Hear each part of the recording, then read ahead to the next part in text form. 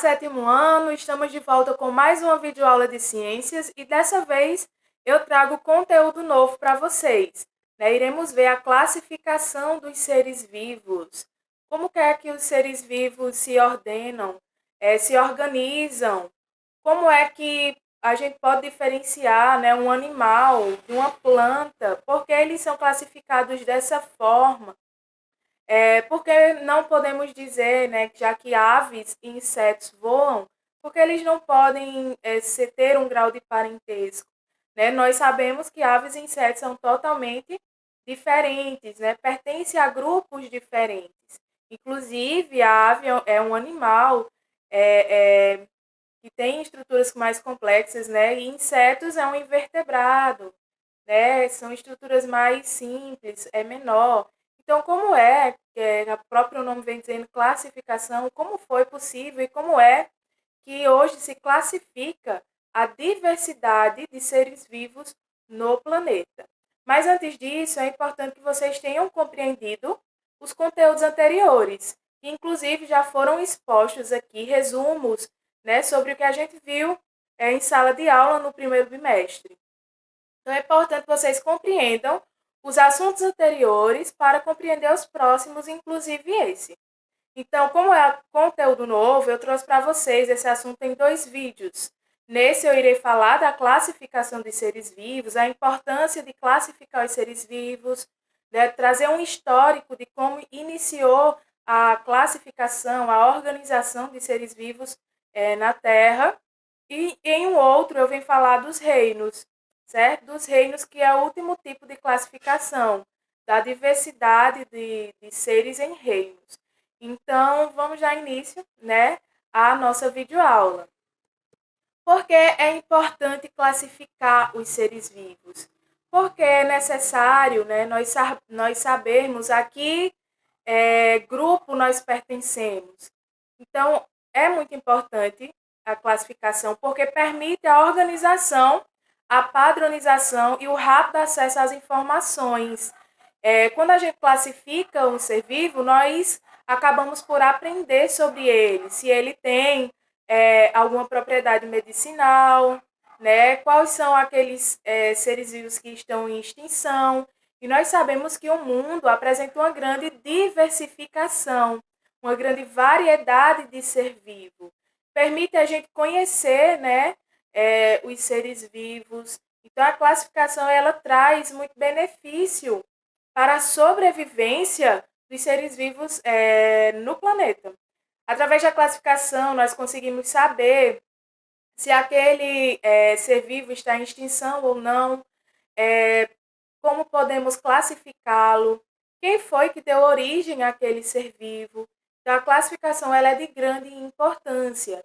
E, apesar disso tudo, de ser de grande importância, ela é um pouco complexa, certo? E para o nome do estudo de classificação de ser vivo, nós damos o nome de sistemática.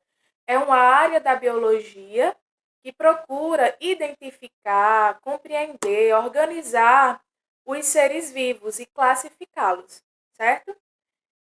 Nós sabemos que o planeta ele é muito diverso, há uma grande biodiversidade, estima-se que tenha de 7 a 10 milhões de seres vivos para serem classificados, apenas 1,5 milhões foram classificados entre esses 10 milhões existentes. Então, há muito ainda o que se classificar, há muito ser vivo ainda que não foi descoberto, e através da sua descoberta nós podemos conhecer e ver o que é que ele pode trazer de benefícios para a harmonização do planeta e da sobrevivência dos seres vivos no planeta. E hoje em dia, atualmente, há critérios para classificação. Mas antes de ter esses critérios, existiam outros. E existiram alguns filósofos que tentaram classificar os seres vivos. Então, quais são as características que são permitidas para se classificar os seres vivos? Atualmente, usa-se a morfologia para classificar os seres vivos, que é a forma do corpo. Então, através da forma do corpo, a gente pode identificar qual espécie aquele ser vivo pertence, de qual espécie ele é. Fisiológicos, que é a função do corpo, como é que funciona o corpo dele internamente, quais são as substâncias que ele produz internamente. Com isso a gente pode comparar, né, espécies já existentes, identificar se essas espécies elas são parecidas, se há um grau de parentesco entre elas, e comportamentais e genéticos, né, através do DNA e da forma como esses animais agem, né, no mundo. Então, esses são os critérios de classificação atual. Acima, a gente pode ver o que chamamos de cladograma, que é um gráfico, certo, em forma de árvore, onde no topo, né, dessa árvore ou desse cladograma há os animais existentes, atualmente ainda existentes e atuais, e os ramos significam ou direcionam o caminho de onde eles vieram, certo? E o grau de parentesco entre eles. Isso nós iremos ver mais para frente, certo? Essas são a importância da classificação dos seres vivos. Então vamos entender um breve histórico da classificação. Como foi que se iniciou as primeiras classificações dos seres vivos, né, no planeta? Então, teve início as primeiras classificações na Grécia Antiga, com Aristóteles, especificamente no século IV a.C. Ele estudou os primeiros animais e classificou em dois grandes grupos: animais com sangue e animais sem sangue. Os animais com sangue seriam animais maiores. Talvez, através de experimentos, ele tenha percebido, né, que saía sangue nesses animais ao ser cortado.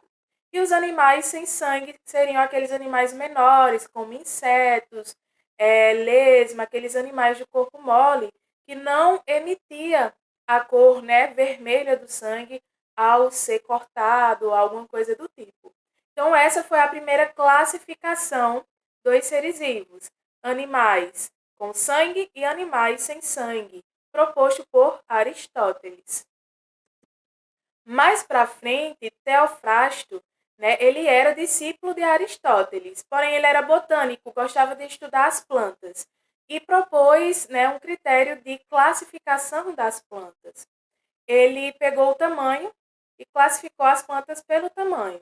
Então ele dizia que as árvores seriam aquelas plantas grandes, maiores, os arbustos, as plantas médias e as ervas, as plantas pequenas. Então, ele classificou, né, a vegetação, as plantas, em tamanho: grande, médio e pequeno.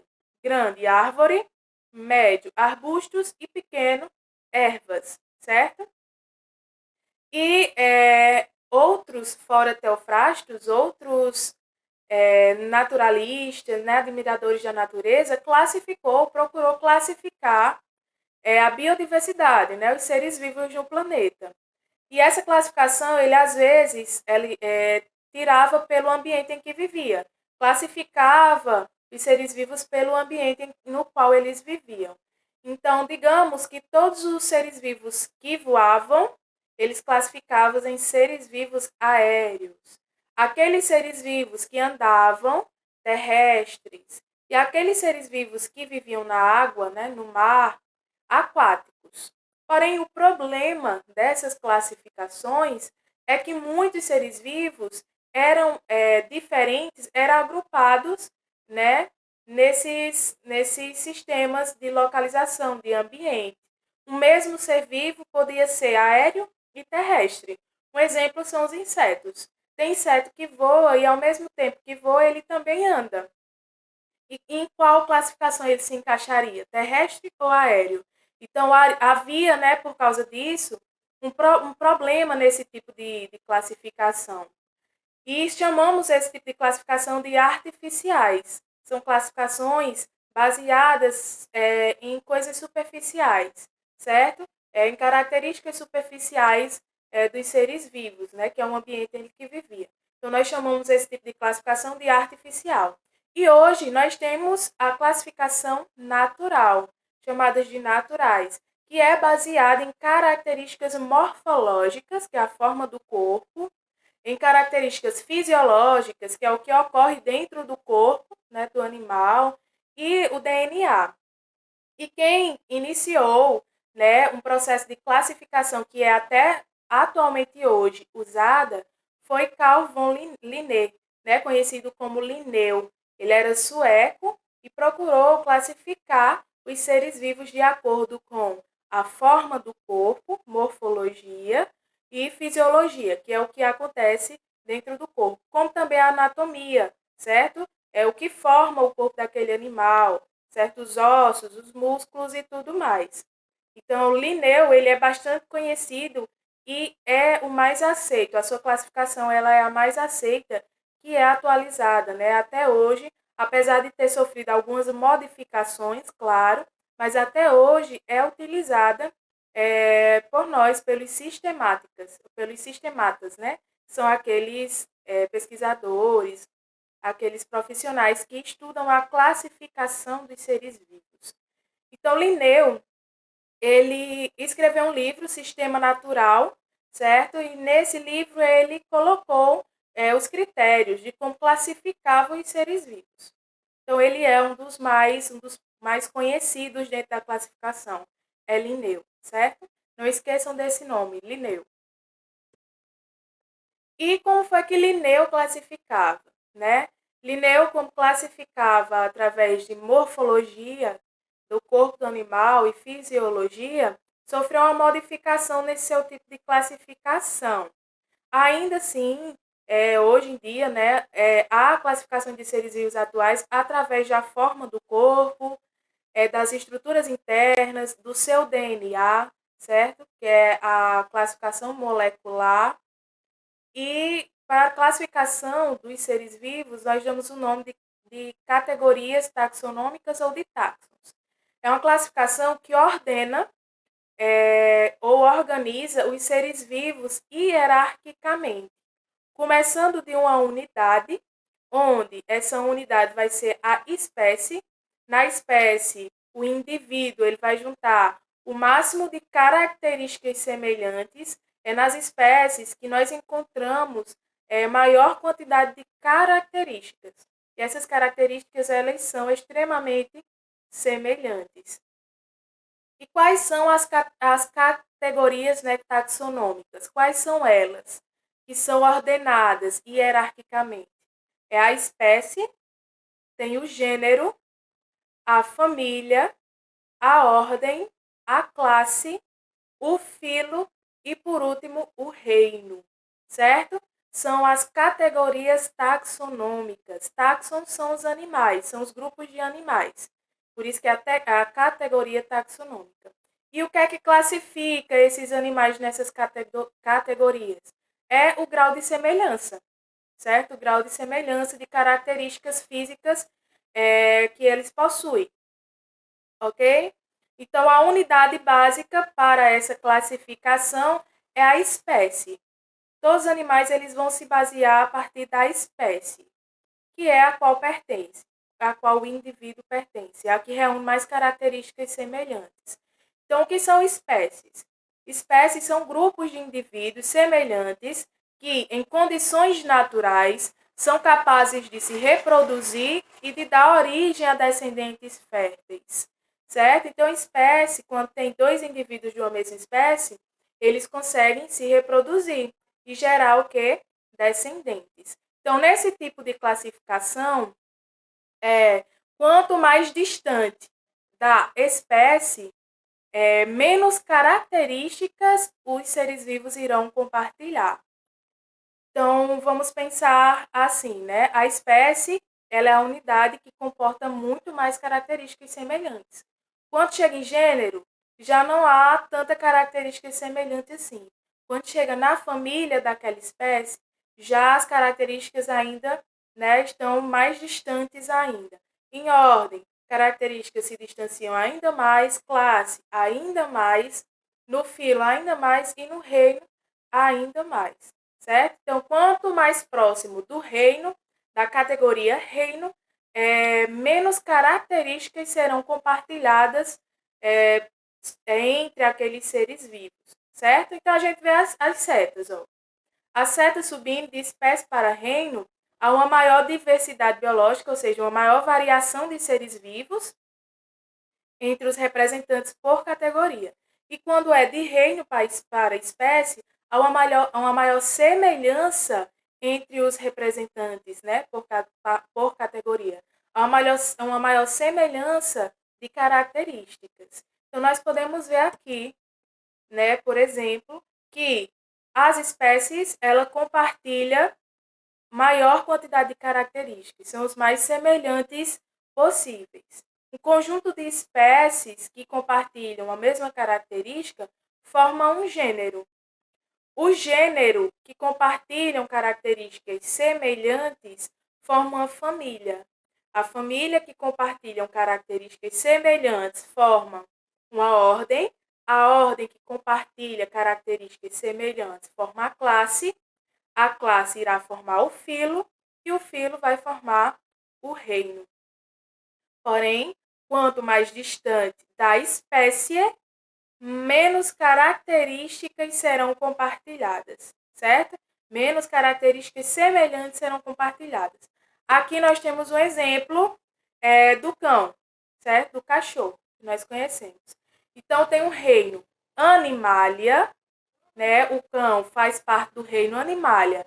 Porém, outros seres vivos fazem parte desse reino, como o coiote, o lobo, a raposa, o tigre, o urso, nós, seres humanos, o peixe. É só vocês observarem quais são os seres vivos que estão presentes em reino. E é claro que o cão, né, que está em vermelho, ele vai apresentar características diferentes, né, desses outros animais. Porém, ele faz parte de um mesmo reino porque ele é um animal, né? E aí a gente vai descendo a categoria taxonômica, vamos para filo. Então, se você perceber que quando chega em filo, o número de animais já diminuiu, já tem uma menor quantidade, porque nem todos os seres vivos compartilham do mesmo filo do cachorro, né? Do cão. E aí, quando a gente chega no subfilo, que é vertebrata, que é aqueles animais que possuem vértebra, e tem aí como característica compartilhada as vértebras, já diminui um pouco mais, né, de seres vivos, de animais. E a gente baixa para a classe, né, a outra ordem, a classe mamália. Então, você já vê que nem todos os seres vivos, eles são mamíferos. E já diminui a quantidade, né, de espécies, de seres vivos semelhantes, já diminui. Porque dessa classe, não são todos que compartilham. Não são todos que é da classe mamália, que vai apresentar glândulas mamárias. Não são todos os animais. E aí a gente já baixa para mais uma categoria, que é a ordem carnívora, né? Não são todos os animais que são carnívoros. Então, o cão está aí na ordem carnívora, como tem outros animais, como o urso, como o coiote, né? Como o lobo, como a raposa, o tigre. Isso porque todos eles são carnívoros. E aí a gente baixa para mais uma ordem, a ordem Canidae, né? A família Canidae. E aí a gente já vê que diminui o número de indivíduos. Aí vem o gênero, que é Canis, que só está ali aqueles que pertencem a esse gênero, como por exemplo o lobo e o coiote, que são do mesmo gênero de Canis, né, que apresentam características ainda mais semelhantes, e por fim sobra a espécie, que é a espécie cão, que só ele tem aquelas características. Eu espero que vocês tenham entendido, mas qualquer dúvida que tenham ficado aí sobre o que é espécie, gênero, família, ordem, reino, classe, vocês entram em contato comigo que eu vou ter o prazer de ajudar, certo? E a nomenclatura científica. Linneu disse que todos os seres vivos ele tinha que ter um nome, deveria apresentar um nome, né? E esse nome ele ficou conhecido como nomenclatura binominal, que é a classificação do nome dos seres vivos. Então, o nome dos seres vivos, aqueles que foram já classificados, tem que ser em latim. São regras para a identificação daquele nome, certo? Tem que ser escrito em latim, porque é uma língua que não é usada e não vai sofrer modificações, certo? Por isso que ele escolheu o latim. Ele diz ainda que quando for escrever o nome de uma espécie, né, o primeiro nome ele deve ser escrito com a letra inicial maiúscula e corresponde ao gênero da espécie. Como a gente tem um exemplo aqui, Panthera tigris, certo? Que é a pantera que a gente conhece. Panthera seria o gênero a qual o tigre pertence. E tigris seria a espécie na qual aquele ser vivo pertence. Então, o primeiro nome é o gênero do ser vivo, escrito a primeira letra em maiúscula, e o segundo nome é a espécie. Geralmente, o primeiro nome é um substantivo e o segundo nome é um adjetivo. É o que vai dar a característica daquele ser vivo. Então, o segundo nome é a espécie, identifica-se a espécie e é escrita com letras minúsculas. E sempre tem que estar destacada essa letra, ou em itálico ou sublinhado. A gente pode ver aqui Homo sapiens, que somos nós, seres humanos. É o nosso nome científico. Homo sapiens ele é identificado em qualquer lugar. Se você chegar nos Estados Unidos e falar Homo sapiens, vai saber que está se referindo a nós. Então, a nomenclatura científica ela tem como importância de padronizar o nome dos seres vivos para eles serem identificados em qualquer lugar do mundo. Então, temos o Homo sapiens, que significa homem que sabe, né? E significa que é o nosso grupo, é o nosso nome científico, o nome dos seres humanos, ok? Por isso que é chamado de nomenclatura binominal. Bi vem de dois. É o ser vivo que apresenta dois nomes. O primeiro nome vai ser o gênero a qual aquele ser vivo pertence e o segundo nome vai ser a espécie na qual ele pertence, certo? E é isso, pessoal. Espero que vocês tenham gostado da nossa aula, que vocês tenham entendido como se classifica os seres vivos. E na próxima aula eu irei falar dos 5 reinos. Quais os reinos pertencentes dos seres vivos, como eles estão classificados nesse reino, certo? Um beijo a todos e até a próxima.